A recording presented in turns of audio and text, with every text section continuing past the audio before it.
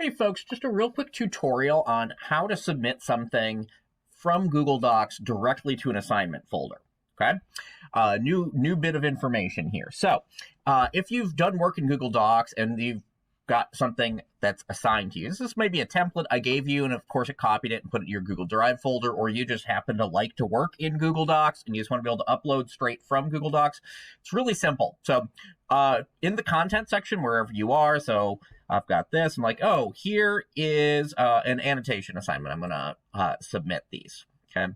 So as always, you've got the option to upload just a Word doc or PDF or whatever, but you can click Choose Existing and then go to Google Drive. It may ask you to connect your Google Drive up. That's fine. If it does that, just make sure you do it. You come through here, attach the appropriate file, hit Upload, and you will be good to go. See, it will upload it, turn it into a PDF, and then just hit Submit to Assignments. Okay.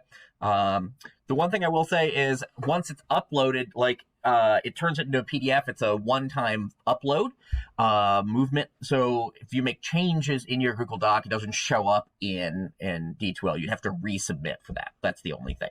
All right. If you had any questions, have any issues with this, please don't hesitate to let me know.